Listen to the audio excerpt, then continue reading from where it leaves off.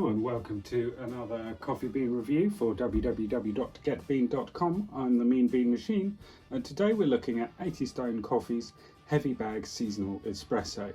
Now, I recently visited one of their stores in Elephant and Castle in London, so I'll drop a link in the description below about my visit there. But this is the first time I've bought their coffee to try at home. Now, you can get this seasonal espresso, you know, from 250 grams right up to 1 kilograms worth, and you can get it ground, blah, blah, blah, blah, blah. And you just get it on their website. Now, I went for the 250 grams unground, so it was $6.90, which isn't bad.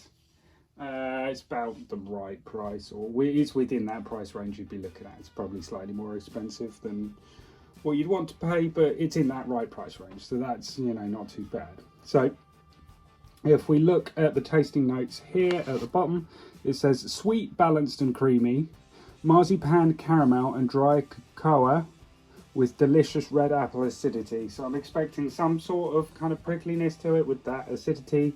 They've specifically mentioned red apple, so I'm not expecting it to be too citrusy or floral.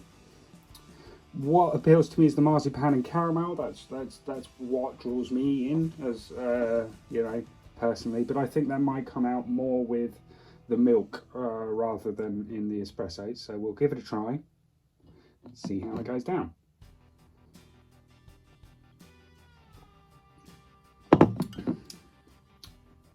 I do get the red apple acidity. That's kind of sitting on top of the espresso. That kind of acidity just sits on top, so I think there's a lot more to it. There's something, I feel if you made that a black coffee you could pick out the complexity if you made it a longer drink, and I think there's a kind of darkness sitting beneath it. There's definitely some sort of darkness, but it's not, you know, a real heavy cloying darkness. You just kind of go, oh yeah, that's there, and then the acidity kind of takes over. So it'll be interesting. I'm not getting any of the creaminess or the marzipan or the caramel, so we'll give that a go with oat milk, see how that works out, and see if anything kind of more comes through. So we've whacked some oat milk into that. Not a particularly great pour, barely any head on it, but it's a very milky pour. But we'll see how it works out with oat milk. We'll see if that marzipan or if that creaminess comes through and how it kind of manifests itself. So.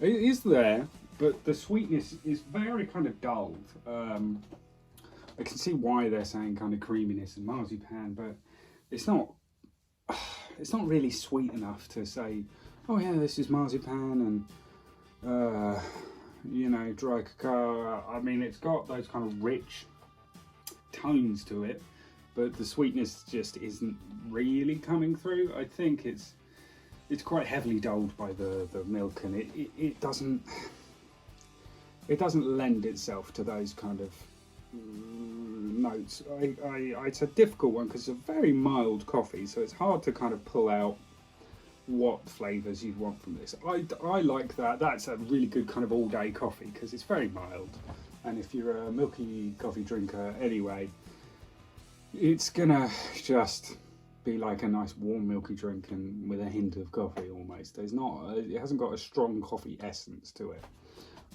That being said, it's not kind of a watery espresso shot. It's got a bit of body to it. So, you know, I find that pleasant, but it's not wildly distinctive.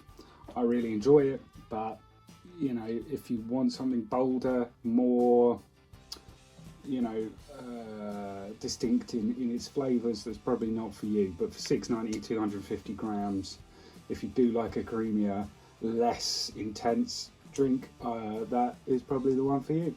So thank you very much. Do like and subscribe and check us out. Check out our written reviews at www.getbean.com of cafes. And we'll see you soon. Thank you very much. Take care. Goodbye.